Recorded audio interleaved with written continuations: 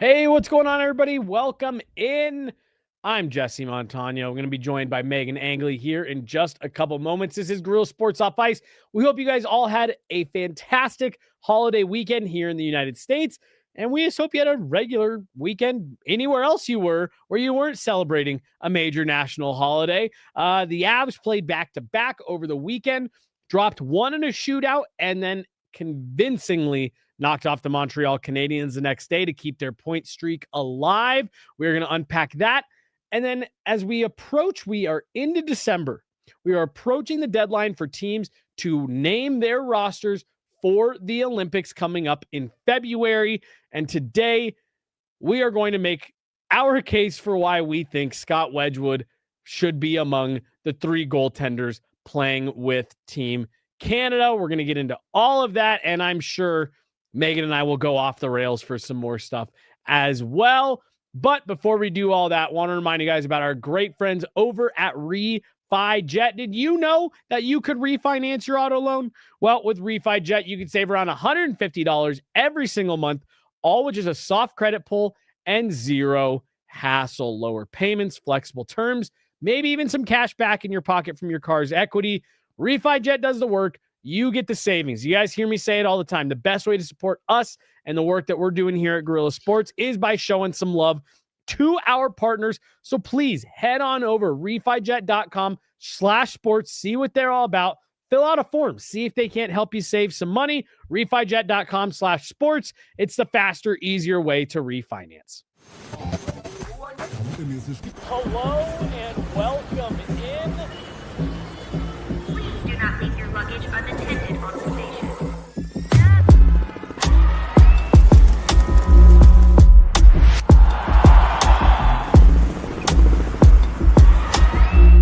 Welcome to the show. Hey, everybody. Welcome in Guerilla Sports Off Ice. I'm Jesse Montano. This is Meghan Angley. Hey. Monday afternoon edition coming off the long holiday weekend. Meghan, how was your Thanksgiving? How was your weekend? It was a lot of fun. Also, Thanksgiving was good. Good. Delicious food, tons of leftovers, and some hockey. Some hockey. What do you guys do for Thanksgiving? What's your family tradition? We have a really good relationship with a couple of the families in our neighborhood. So we usually Nice. have some of our neighbors over to have dinner with us. And it's around 4 p.m. that we do the dinner. So a little earlier than our usual. And it's turkey. We had pernil, which is smoked pork, Puerto Rican dish that's around the holiday. The rice and pigeon peas that I talked about on the other show, arroz con gandules. And we have mashed potatoes, green bean casserole, the sweet potato dish, and traditional stuffing, because my mom used to make a Puerto Rican stuffing, and it was a little bit odd. It had prunes in it and ground beef. So we don't do that one anymore. Beef. That one didn't land. That was not a crowd favorite. Truthfully, the ground beef stopped me in my tracks more than the prunes. Yeah, because it was an interesting mix. Stuffing, you can just throw some stuff. Ground beef, that's an interesting one. Really, when you just combine a lot of ingredients, you can call anything stuffing. Totally. Stuffing is among my favorite Thanksgiving dishes. It just complements everything so well. So I love to hear that you guys went with traditional stuffing this year. Dad insisted. There you go. Good. See, because my dad for decades was he is the cook, out of my mom and my dad.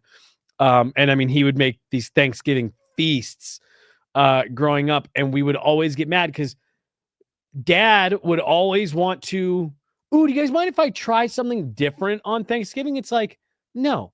Thanksgiving is not the day to be experimenting here. Let's go with the classics, the heavy hitters that we know everyone is just going to crush at the dinner table. Also, happy belated Thanksgiving to our Canadian friends who celebrated in October. Yep. I think it is. Yep. It was very end. Yep. I'm grateful for our Canadian friends as well. Yep. We should, now that we're as far away from both of those as we possibly can be, we should make third Thanksgiving. Ooh, all right. And it's North American Thanksgiving. Guerilla Sports Thanksgiving. Yes. We should do that. That's a better idea than what I was going to say. But two, we should do like Thanksgiving specials next year and do it on both Canadian and American Thanksgiving. Yes, I like that. Because I feel like we always let Canadian Thanksgiving go by and we don't acknowledge it in the way that we should for Yeah, how closely tied I agree. specifically I we agree. are. They deserve some love. They deserve some love. Megan practiced today for the Avs.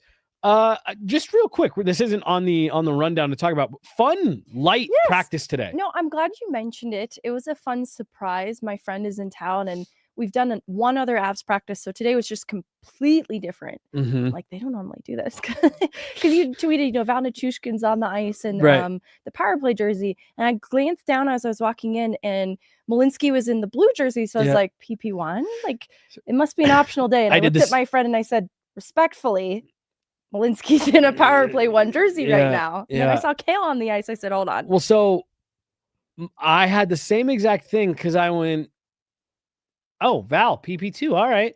And then I saw Brent Burns in a blue, which is normally power play 1. And I went, whoa, Burn. And like, if you were in the room, you heard my brain processing yep. what I was looking at. I was like, Burns on PP1? What is this practice? I said, oh, there's only 2 jerseys out here. And it was a rare day where half the guys were in burgundy, half the guys were in blue. And that was it. All right. So, one, Kiviranta is sick in these little mini games. He did fantastic. In the one where they just do the nets in the neutral zone and it's 2v2, he had like 3 goals.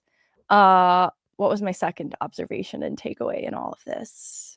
Oh, I personally thought blue team won more of the games, but they ended up doing the little suicides. Well, and I wonder if it was just for whoever lost the shootout, because Burgundy won the shootout. And so I wonder if that was like a, hey, we suck at this, so whoever sucks less at this doesn't have to skate. Because I personally thought blue team won more games today. See, I wasn't paying super close attention to that part, like who won. But they seemed like I they were having demand a blast. a recount. No, but like I said, it was good to see them having fun, especially after, like, give them credit. The Avs had won 10 in a row. I show up to family sports on Thanksgiving and it's full practice. I thought that was interesting. And like they were getting after it. Yeah. So good to see them out there having a little bit of fun. Yeah, they earned it after a huge win over Montreal. And I know this is probably something we're going to talk about too. Just second game in a back-to-back. They play the extra hockey in Minnesota, disappointed with the result. And it's not as if they didn't play very well. It was very closely matched, right? But even just that dissatisfaction of not getting the winning result was a huge motivator. And so the fact that they had such a decisive win over Montreal, despite probably not having full gas in their tanks, I think is significant. And it wasn't just that they had that really strong start and got the goal support. They outshot Montreal every frame. Even at one point early in the third where it's a 6-1 game, Devon Toews has scored, they just didn't relent. And it's not really brand new information around this team. You just don't normally have it punctuated quite as obviously as that Montreal game. Well, so I had a conversation with my dad over the weekend. It might have even been on Thanksgiving. And he said, what happened? I thought the Ducks were like this hot young team. And the Blackhawks too. I thought those were like 2 of the, better young teams in the league. And I told him, I was like, well, they are. Like both of those teams are, and I don't know if you saw that game over the weekend, Anaheim, or I think it was last night, Anaheim, Chicago, great game. Some like real hatred there. I said they are, and the Sharks as well. Or that was who it was that he was asking. He said 6-0, the Avs knock off the Sharks. He goes, I thought, what happened to the Sharks? And then he said, and the Ducks and the Blackhawks. And I said, Dad, I think they are, but I think you're looking at the difference between a veteran Stanley Cup contender, a team that's built to win, being compared up against some really young, exciting, skilled teams. And I think Montreal falls in that category. Definitely. But I think you're seeing the difference between teams that are being led by these really young, exciting players versus teams that are being led by guys like Nathan McKinnon, Gabe Landeskog, that it's like, yeah, no, we know what we're here to do. And I thought that game against Montreal kind of underscored that a bit of like, Habs look great. Well, they've stumbled a bit here in recent weeks, but like got off to a great start. They got a long way to go if you want to compete with teams like this. I mean, even you look back the last 2 seasons, the Avs have come a long way. It's like they've been building towards this being the result. And I think they've had good teams the last couple years, but it just has not been constructed as solidly, and they didn't have Gabriel Landeskog. Right. And I know we've talked about the significance of his leadership, but I think you're seeing a lot of that in how they're able to course correct in games. Because especially at the start of the season with some of those OT losses that they racked up, they did have to course correct. You know, it hasn't been perfect performances out the gate, 100%. And so in saying that, it's been a learning lesson too, but I think the leadership, starting with Gabriel Landeskog, but not exclusive to him, has been a huge reason why they're having their success. It's not just that this is a well-constructed group with a lot of talent at the top. They're very mature. And so I think that's why they don't relent and play a full 60, even in a Montreal game against the Edmonton Oilers, because they're very mature and they understand that even if they deviate from the habits that get them the results for a shift, it costs them in a big way in playoff hockey. Like, I know in the regular season, the stakes aren't quite like that, but it's one of those things where it needs to be muscle memory for them. So I don't know if you remember, I asked Jared, a week ago, 2 weeks ago now, about the final minute of that 9-1 game over the Edmonton Oilers and how the Avs put like 3 shots on net in that final minute of a game they were up by 8. And he essentially said exactly what you were just talking about. Like, I can't remember exactly what he said, but he said something along the lines of, we are setting a standard of the way that we play. I don't care how much time is left, who the opponent is, what the score is, what time of year it is. We are building the habits, the muscle memory, so that come May, come June, there is not a question or a shred of a doubt of what the expectation is in this room. And I just think, I don't know if you saw that Jay Fresh put out that chart today for all situations, expected goals versus goal. The Avs, it's like there's like the graph, right? There's a bunch, all the teams here, some of the better teams are, and then the Avs are up here. Like, the Avs are just on a different tier than the rest of the league right now. And it's also what Jared Bednar mentioned today of late season buy-in early in the year. Yeah, I loved the shout out earlier about how every team is going to get better from this point on. And so the teams that they're playing right now, expect them to also take steps forward as the year goes. And I think it's interesting that they understand they're going to be getting every team's best on a nightly basis. I think that only makes the Avs better. And the fact that there's this implied next level, next gear for them, especially as they're thinking about playoffs, is a little hard to believe that there is a step above even from where they're playing right now. But his point about every team's going to take a step forward, so we have to as well, is interesting and something just to kind of reflect on as the year goes on, that there should be even improvements from this point, which is hard to say, but it's because it's little tweaks too. Because when we do get to talking about Scott Wedgewood, which is in the title for this show, he has faced some of the most odd man rushes against. And so I think the Avs have been trying to be a little better in their rush coverage, and they're so good in their own end otherwise. But that's one of those little things then that could emerge as something of a critique for an otherwise good hockey team right now. Right. Did you watch because I know you had Eagles. Were you able to watch the game against Minnesota, most of it at least? Yes, because I started driving up for Eagles since they had an earlier puck drop. Right. And so I listened to the shootout on the radio, and I think most of the overtime was also on the radio. But I watched the rest of it through that point. Fantastic game. Great hockey. Fantastic. Two heavyweights going at it. Yeah. And like that was you could tell Minnesota wanted to come out and show they can hang and stick in a game. And hey, Jesper Wallstedt, like, that was an impressive performance. I thought that was the first period in particular, I thought was goalies trading haymakers. Just big save after big save. No, I agree. And I was just going to pick your brain on his comments So and celebration. So the celebration I don't have an issue I want with. to tread so carefully. The celebration I don't care. Do your thing. I like seeing guys, whatever.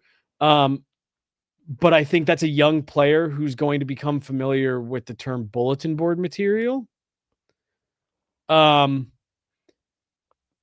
a rivalry that exists anyways. Nathan MacKinnon's lost to the Minnesota Wild in the playoffs before. There's dislike there.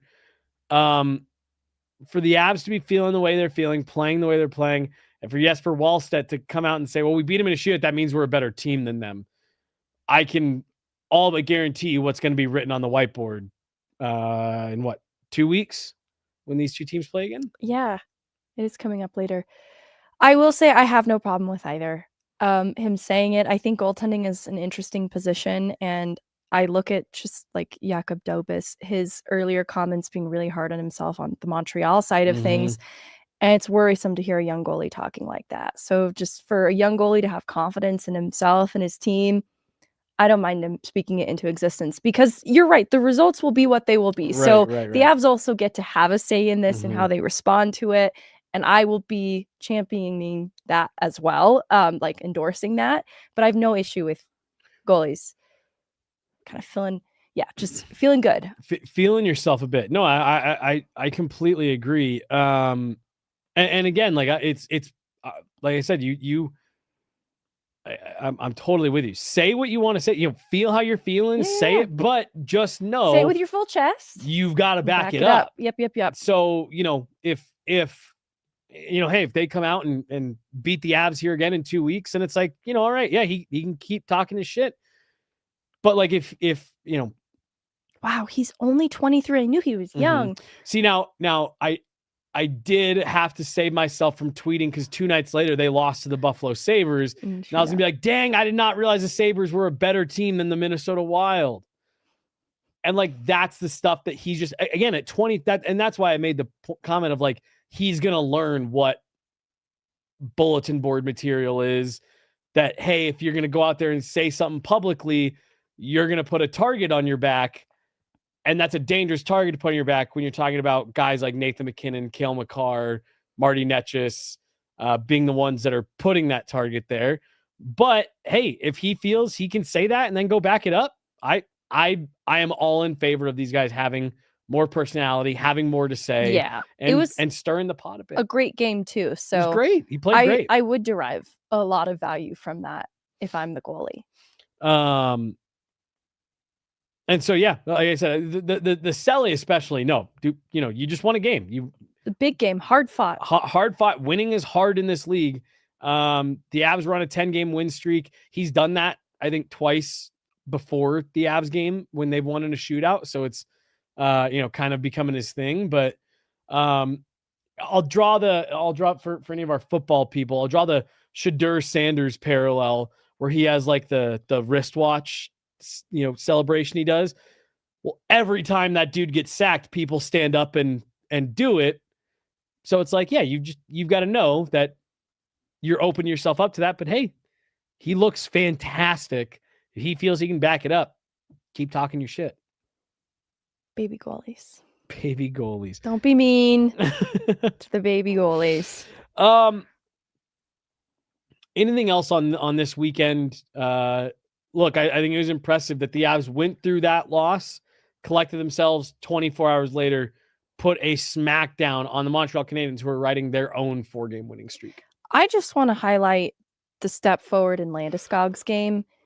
I will stop short of saying, all right, he's fully back. But it did feel like he had to kind of get back up to game speed. I think he was finding ways to make an impact on a nightly basis in his play away from the puck, just a warrior on the ice.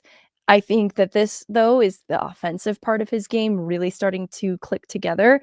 And it just feels like a snowball rolling downhill. I'm going to cut you off real fast. To the goal he scored against Minnesota made the hair on my neck stand up, Megan. Like, that was that huge. It's game tying goal. Right. And like, I thought he had played a good game, And like, he just decided in the neutral zone on that shift, like, yeah, I'm taking over. We're getting a goal.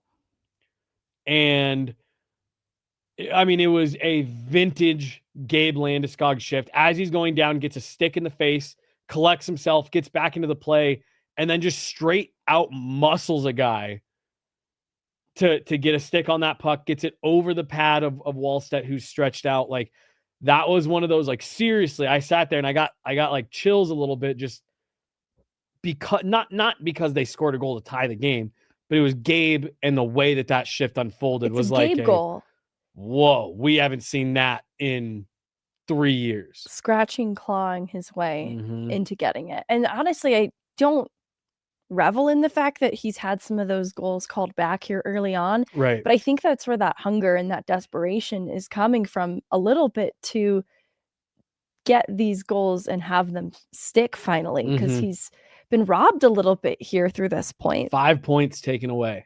That's really tough. Because he was talking about McKinnon hitting the 20-goal mark recently, and how he's like, well, I can't relate. That's not. I thought that was a great quote. Producing quite at that clip, but I do think this is more akin to Landeskog. Just going back to when we last got to watch him play hockey regularly, and alongside that, the emergence of Brock Nelson too, who, interestingly, at the end of each month just seems to really take this step forward offensively. And so I think now, as we're getting into December, he had a really good end to his November. And it's encouraging to me. It just feels like he needed to get to that point, and he'll sustain that level. So you and I talked on a pod maybe a week ago, maybe 2 weeks ago, at the absolute most, where like he was starting to heat up a bit. And we had said, like, honestly, he's a good week away from being right back in that like 30 goal, 60 point range. On December 1st, Brock Nelson is now on pace, 26 goals, 52 points.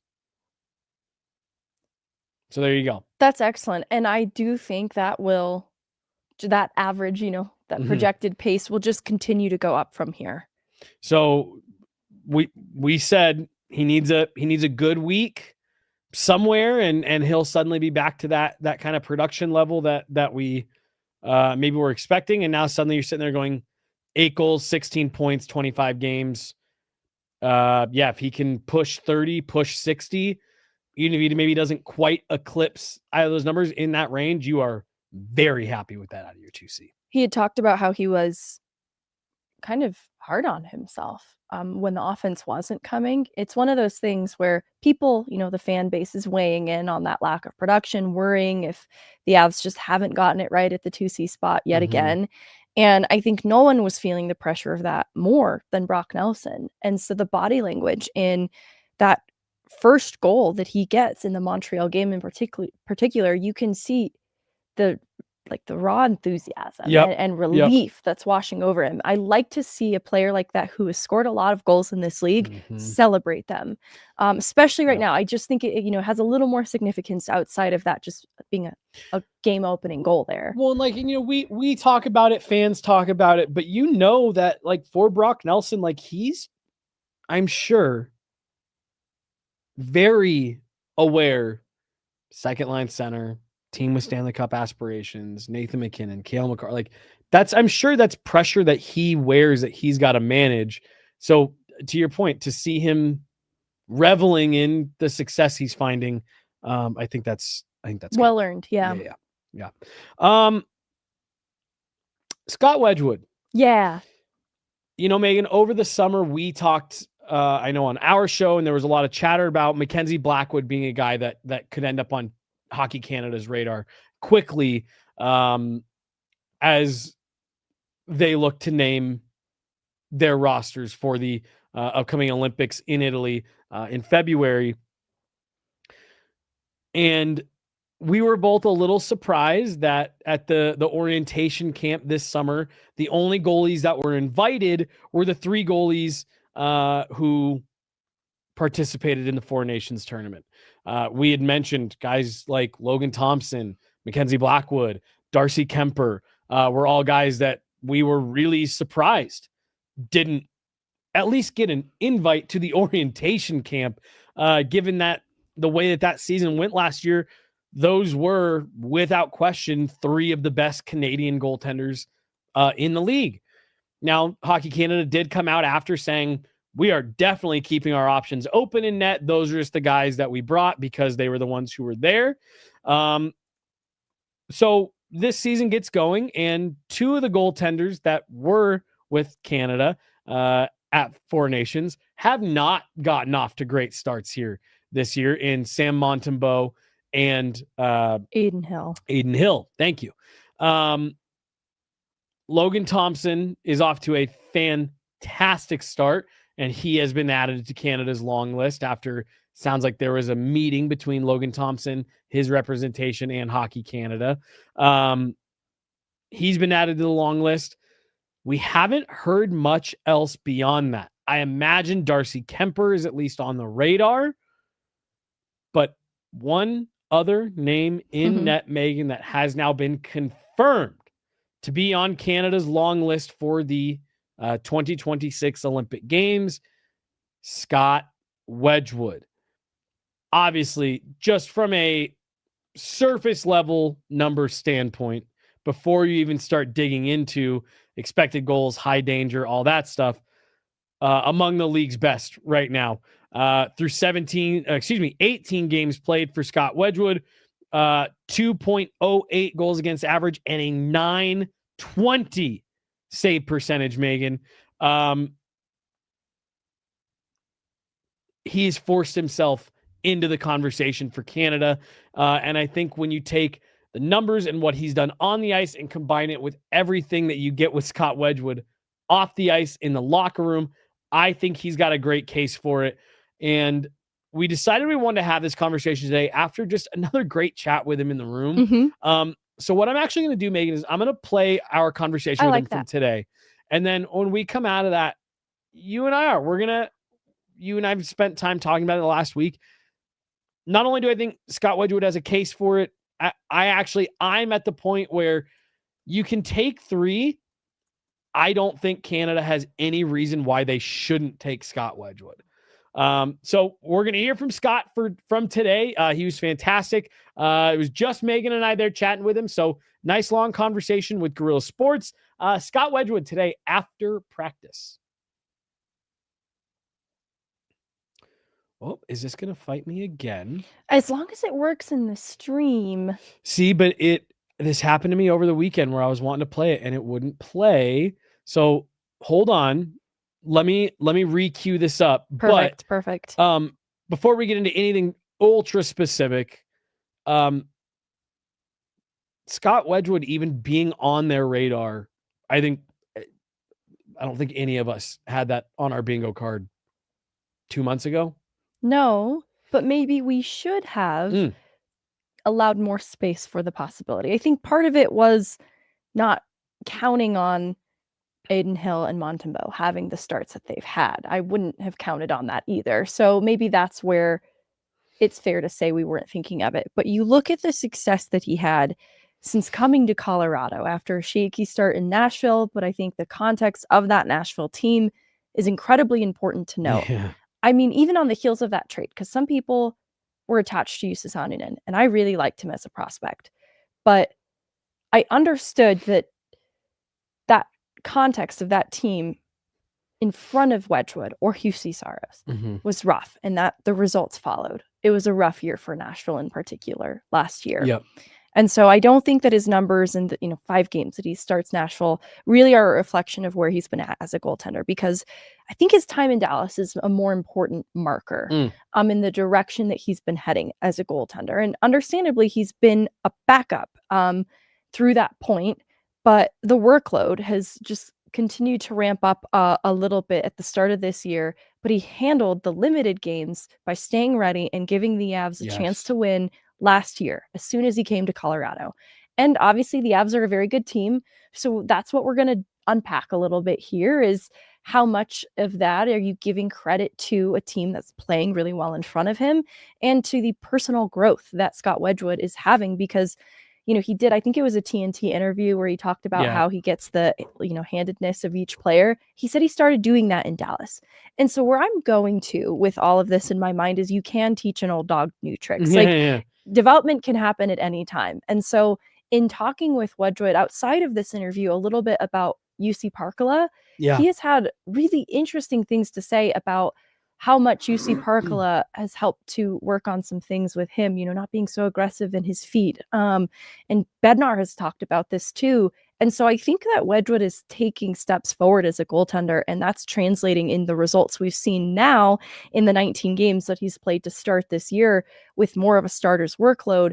I don't think the success isn't sustainable for him. I think he's just trending upwards as a goaltender because he's working on things. Well, and the again, not to get too far ahead of ourselves in the conversation, but the argument of the team that he's playing in front of, behind, things like that, career backup. Well, one, that Canadian team's gonna be pretty sick themselves. Like, that's gonna be a pretty good team as well. Right. And two, Megan, like you said, and again, nobody was doing it, so we can't beat ourselves up. But like you said, maybe we should have had our minds more open to a possibility like this, because you're talking about, this is a really short tournament. 6 games, 2 weeks, and you're going for a gold medal. So, it's irregular based on what you normally see for a workload. But is there not value in a guy who has a long track record of saying, yep, I could go 2 weeks without playing, and then if you need me to jump in, I can give you a really good game? I just think that there's inherent value in having a guy like Scott. Now, I do also think there's a world where we need to, depending on how the next couple of weeks go, maybe need to entertain the possibility of Scott and Mackenzie in this conversation. Because you said, 2 months ago, were we talking about Scott? Not necessarily, but we were talking about Mackenzie Blackwood. Right. Should he get healthy in time, get up to game speed in time? Absolutely. Yeah. Well, let's hear from Scott today. I got it queued up. Let's hear from Scott, and then we can get back into this conversation of having a guy that can maybe jump in for you, who maybe hasn't played since the opening ceremonies, but hey, you suddenly need a guy. I think a guy like Scott Wedgewood could fill in for you. And honestly, I think when you listen to him talk, based on this interview alone, you'll come out of it and be like, yeah, that would be a guy that I would want in my locker room. Yeah, sounds good. For a tournament that I need to win. So Scott Wedgewood today after practice. So now, obviously, Mackenzie's back. You guys are getting to a little bit more of a rhythm here. Just, do you feel like you're settling into having him back in that rotation? No, it sucks. Yeah, obviously, what the plan was to start of the year for numbers, I don't know if they had one, but obviously it's a 2-goalie league, so I think you came into the year and said you're going to go 52-30 would probably be a good split for a 1A, 1B, and obviously getting as many starts as they did to start the year, I've surpassed probably what I'm on pace for. But right now going every other, it seems like the last 2 weeks has helped us both be fresh, and it's worked for teams that I've watched in prior seasons and things like that. And schedule with the condensed timeline, it's obviously been tough. Going every other was a little bit of a challenge there just for myself, and obviously him without training camp and things like that. But like I said before, both of us are cheering each other on when we're in there, and it's working right now. And I think it helps when we're both playing really well, that it doesn't really feel like you're hindering the team to get the other guy in there or anything like that. So it's been a good rotation. 2-goalie league, is that a change you've kind of seen since you came in, where it seems like you have to have 2 goalies that can go now? Yeah, I'd say the backup number probably over the last, maybe go back 3 seasons, it probably started to jump a little bit more. Like, I think Hellebuck's probably leading it with Bazzi in the 60s, right? And then I want to say 2 or 3 seasons ago, I got hurt down the stretch and Otter played maybe 60. And, it was tough for him in the playoffs. I don't think he'd admit it, but it gets a lot of work, especially down the stretch. And I think he played, I don't know, maybe north of 15 in the last 20. Just because I wasn't available, it puts a toll on you. Coming down the stretch, you want to be fresh, things like that.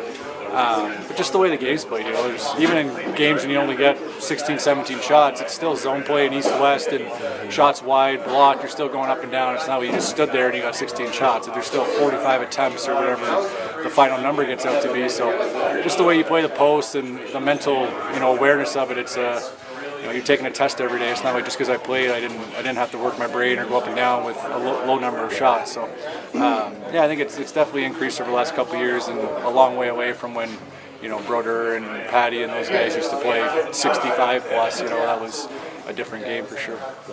You did that interview talking about the handedness. Can you describe it being something that you started doing in Dallas? Can you tell me maybe a little bit about some of the growth that you've experienced as a goaltender, kind of starting from that point and working with that goalie coach in particular? Yeah, I think more of it's just what works, right? Like you're kind of the same thing, right? You're gonna take your diet, you try and cut calories, and you feel lightheaded or whatever, right? Whatever your analogy or metaphor is, it's finding out and tinkering with what works. And I think going into games, you pre-scout power plays, you pre-scout shootouts, you pre-scout their face-off plays and things like that. So for me, it was like, how can I develop something that gives me a little more time on the rush, right? I want to play on my feet and beat passes and get set and things like that. So it kind of got to the point of how much information is too much information. So you'd sit there and, I used to kind of break it down. Like we turn the puck over, say on a power play, right? Like Cale right now shoots, gets blocked. Third guy starts from top of their circle on a breakaway. And all of a sudden you're breakaway, you step up, you get to the hash mark or however far you want to go. And then you start backing in. That whole time you're just, almost like a horse with tunnel vision. It's me and that guy. And then all of a sudden you're slowly backing up, and he hasn't even got to the blue line yet, and you're already into your paint because you started so early. Where if he blocks that shot, and you're like, all right, breakaway, gets to the red line, start to approach, you take that 2-second gap, and then all of a sudden the game's a lot slower, the play's a lot slower. Same thing with 2-on-1s. I've noticed over the years, you turn it over and I'd be, all right, you got a lefty and righty. And all of a sudden I'd step out 2-on-1, you come back and I'm like, where is he? Like you almost get so focused in, they come in, make a pass at the hash marks, you're getting backdoored, where if you kind of take it at the blue line, the top of the circle, top of the hash, and you start giving yourself just little checks when that guy looks, you look. Like there's little moments in the play that I've developed that ability to, I call it checking off, right? Anytime a guy comes in on a rush and button hooks and he can't shoot, I look. Like if you watch like moments of those games, or like as a pass is getting made D to D, that pass goes and my head's this way, and it's like who's coming, what's coming. There's those little tiny moments. A lot of guys do it really well. That's one thing I think I excel at, is just taking in information in non-dangerous spots. It's something I really worked on. I think that's the big picture summarized short, is that last little bit of finding moments to get information. Do you think some of the success you have following the trade coming here to Colorado has been sort of all of that coming together in place? Yeah, I think you go big picture. Right? I started playing a little bit more consistently.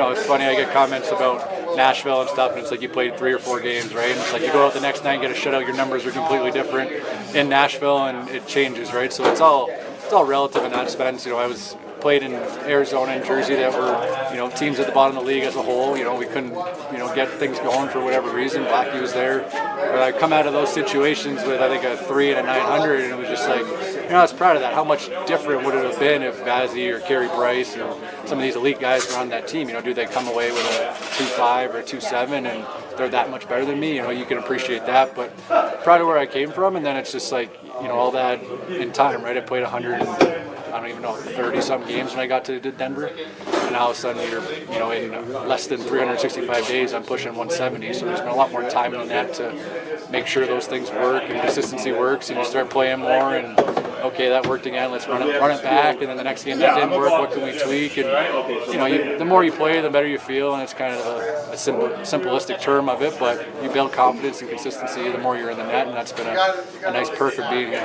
So what do you get out of a day like today? It seems like it's a fun practice, but maybe not as fun for your goaltenders. Yeah, I was joking. Blackie and I were joking that these mini games are kind of annoying. You have no crease and 3 pucks in your end and things like that. It almost feels like sometimes it's a substitute teacher in a way. It comes in, you have a fun day, right? Even though Bedsy was out there, it was just a couple of guys under the weather, things like that. So, but changes it up, right? We've been doing well, working well. So reward the guys with a little bit of fun, and they can celebrate on Blackie and I. But we made some good saves to make up for it. But yeah, they're a little annoying for the goalies when you're getting backdoored and spun around and things like that. But it's been a fun day since you became a goalie. You make those cross-ice crease saves, and then you gotta just say whatever to the stupidity of the backdoor goals in mini games. Would there be a drill that would be designed for goalies that would I don't know. I always find it's pace, right? If you have like the slowness of like a 2-on-2 or a 2-on-0 and things, it's just like you're sitting in your stance, you're waiting. They keep turning back. Like the 3-on-3 is annoying, but I would like they do like the 2-on-1, 3 spots out of the corner, 2-on-1, 2-on-1, 2-on-1. Those are usually a little bit more tame and realistic. And then they do the scoring contest, 1-on-0, 2-on-0, 3-on-0. You get time to embrace those ones, but there's still like a rush. So something that's a little more game-like, but the rest of it's a wash. I could talk to Scott Wedgewood about hockey every single day. Just always a pleasure to chat with. But Megan, again, take everything else out. Is that not a personality you'd want in your locker room for 2 weeks, for a tournament that's 2 weeks and that's it? I mean, are the Avs not the best example as to why you want a guy like that in your locker room? And it's the combination of the vibe shift that both Blackwood and Wedgewood brought following the trade. But to have a vocal, positive, upbeat goalie, Jared Bednar's talked about, it's not necessarily something you expect to have as a team. But my goodness, when you have it, it makes such a huge difference. And you see in the way that, especially to start this year, the Avs have really rallied around Wedgewood. They see that he battles so hard for them every night that I think they also try to give him the support that he needs because they love competing with him, for him. And I would find that to be true with Team Canada too. Well, and when you're talking about Team Canada, I could understand why there might be some people out there be like, Scott Wedgewood on that team, with one, there's not outstanding goalie depth for Canada in general right now. So that's one. Two, Megan, if again, you're talking about a tournament that's 2 weeks long and you're trying to win a gold medal from the time you start to the time you finish, it's 2 weeks, and you're trying to seed well through round robin, then win a gold medal. Like I want the guy who's playing the best right now. I really don't care what you did 2 seasons ago, 3 seasons ago. Hey, Aiden Hill won a Stanley Cup. That's awesome. I want the best goalie who's playing right now. And it's irrefutable that Scott Wedgewood is among the league's best right now. But if you do want a little bit of, hey, we don't necessarily just want a guy who's on a heater right now, Scott Wedgewood's got an answer there as well. To your point about his time with Dallas, went through a stretch where Jake Ottinger got injured and he had to wear the starter role for a bit there. Was a 2.72 goaltender and a 915 save percentage. And then, Megan, this isn't just a 4-week long heater for Scott Wedgewood. He has been playing at this level since he arrived in Colorado last year. Again, just your surface level numbers. He was a sub 2 GAA goaltender for the Avs last year and a 917 save percentage guy for them. So this isn't just a quick little heater he's on. This is now, 40 games worth with the Colorado Avalanche that says, like what you said, this just might be who Scott Wedgewood is now. Yeah, I'm looking at his goal save above expected. Yeah. I've talked to you about this stat off air, how it's interesting because it's nuanced in that some of these goalies right now this year that are tracking well in their goals saved above expected include Spencer Knight. And I know he's in here, Lukas Dostal. We're talking about the red hot young teams that are getting interesting results. And some of these goalies have come up with big saves to help support the Blackhawks and the Ducks with the starts that they're having. Honestly, even Askarov is in this top 14 category for goals save above expected. But then you have the goalies that are undeniably just great goalies. First of all, I love all of those goalies. They're also great goalies. But they also have presumably better teams in front of them in Vasilevsky, who's in the top 5 for goal save above expected. Hellebuck, just a good goaltender in that, right? Darcy Kemper's name's in these lists too. He's a above 900 save percentage right now.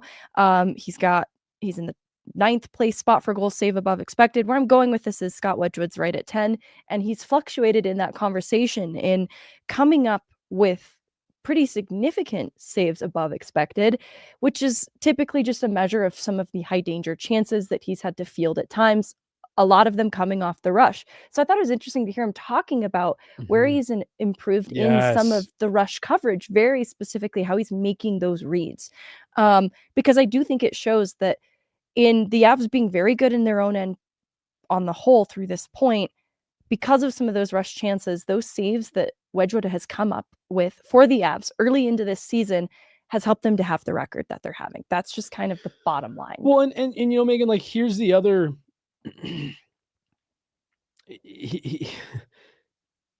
I get the argument that some people might make of like, oh, well, he plays behind a great team. How'd the last two goalies do? Playing behind that same group that, again, if you stretch Scott Wedgewood's numbers back to last season, Scott Wedgewood yielded very different results than the two goaltenders that were here right before he got to town. So again, while I think you can acknowledge, hey, he plays for a good team, I think everything that you just mentioned, like you cannot take away for what Scott Wedgewood has done. No, and I want to assign then there isn't a great analytic to track this, but the weight of a timely save, because that was where things would really fall apart with the last goaltending tandem is it was not getting the saves early in games, and it would get to a place that was demoralizing that they couldn't come back from in game. And so while the Avs have a lot of talent that can provide offense, goal support, it just was hard when they were starting games from behind constantly. Yep. And so Wedgewood's ability to course correct in game, even if there is a goal that's allowed early, he doesn't let the emotion get away from him. His body language is very confident in net no matter what, even if there is a goal against early. And I think that's the difference too, is he's able to keep them in games and better regulate the emotions in games. And I think that's why the results are very different for him. Well, and just, from everything that we've heard for what Canada is trying to put together for this roster, they want guys with experience, guys that know how to win, guys that can come together quickly. Because again, like I keep harping on this, but like it's a short tournament. I think it's Jordan Binnington is the one, love him or hate him. He's the one that I think he's going. Like he's on the team. Yes, I see that in the chat. It's a great call out. We're talking kind of depth considerations. And it's just because there are realities around the coaching staff that has been assembled for this team having more familiarity with the track record of Jordan Binnington. And I've heard from people who've played with him that he's a great guy to play with. Like, obviously, we have our feelings about Binnington as a goaltender right. and everything we see for the teams playing opposite him, and we're not a huge fan. But I've heard from players who've played with him, like, actually, he's a really like easy goal. You want to battle for that guy. So I can accept that. That's out of my hands. And like now, for me, I sit there and say Jordan Binnington was great in the back half of the third period and overtime of the gold medal game or whatever championship game for Nations. I thought there were times in that tournament where he really struggled. Just fine. Yeah. Just fine. So like, I don't know, Megan, like I sit there and say in a tournament like the Olympics, okay, you're taking Jordan Binnington. I really don't. I think it's pretty up for grabs. I think Darcy Kemper's having a good start. But I think, again, if you're going based off of that, I think Scott Wedgewood's start has been just as good. Like we said, Sam Montembeault, Aiden Hill. By measure, it's been the best. It's been the best. And it's just,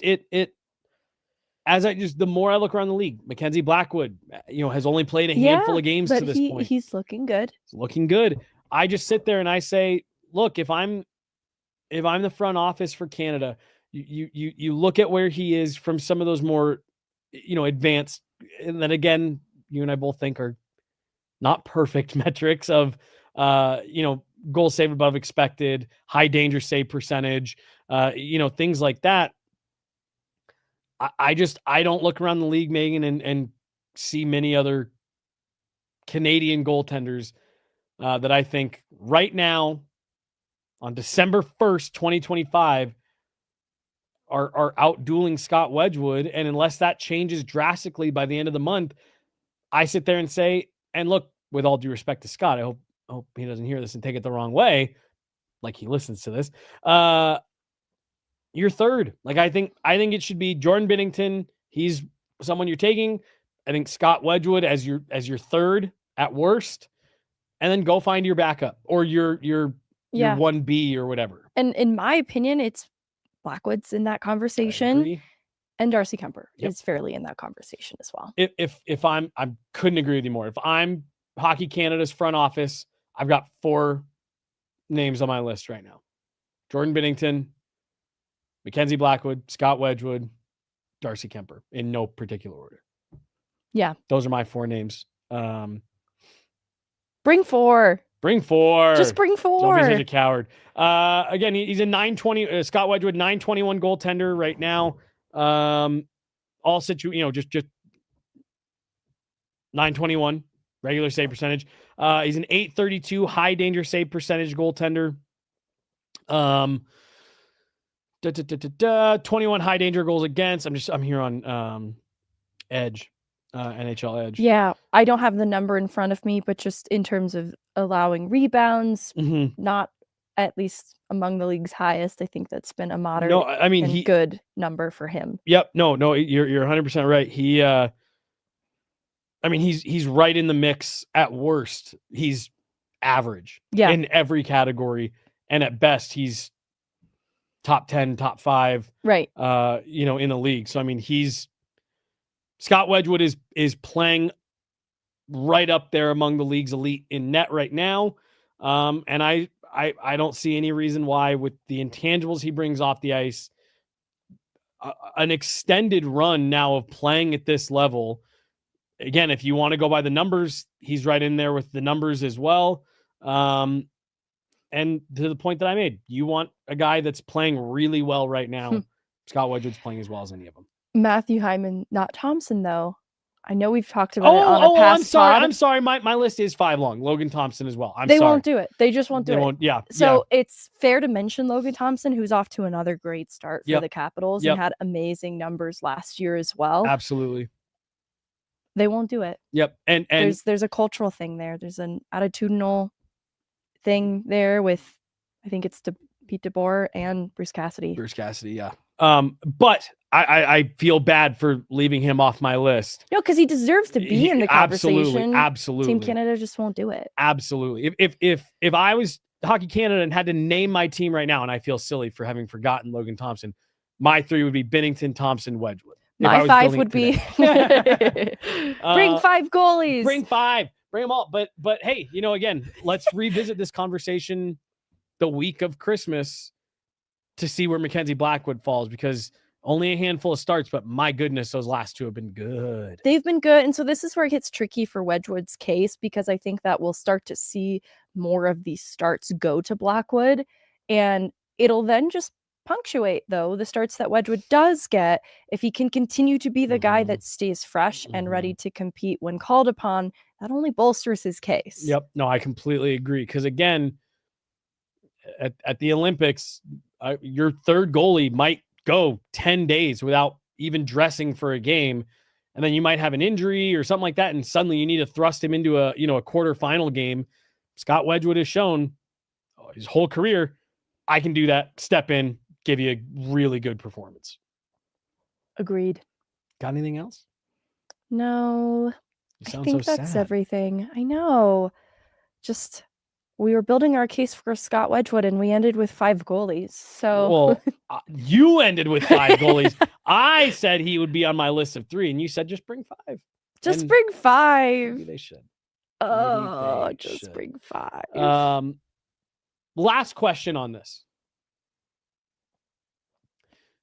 Do you think it helps Scott Wedgewood that he's traditionally been in a backup role to say, like, hey, we could bring this guy, ask him to be the third, and know that there is not going to be any attitude, ego, pushback, Because I don't know, is that something you consider that if you were to bring, I mean, I guess, I don't know. I think about that year they had, what was it? Fleury, Luongo, and Price. So I don't know, but is it one of those things where, and I'm going to pick on Logan Thompson just because we were just talking about him. If you were asking a guy like Logan Thompson to be the third, would that be an issue? If you're asking a guy like Jordan Binnington to be the third, is that, you know what I mean? Like, do you put any value in that of like, hey, here's a guy that's comfortable with that role. Let's bring him because we know it's not going to be an issue, or are you not putting that in your brain? I'm not putting it in my brain too much, and it's because I think they're all competitive guys, so I think they'd all have a desire to be higher up in that chart with a chance at starting. But I also think that it's just such an honor to be representing the team in the Olympics, to be in that, just to be there. I think that any guy who's there, even if he's a starter on his team, but he's the third string in the tournament, I think he'll just be honored to be there. Yeah. So hopefully just good attitudes all around with all 5 goalies. Just happy to be here. Just happy to be here. Just like how I feel about this podcast with you, Megan. Just happy to be here. That's going to do it for today, Monday afternoon. Eagles pod tomorrow. Yeah. Avs game tomorrow. And then they're out on a road trip. I'm going to put it out there right now, folks. We were originally scheduled to be on this trip.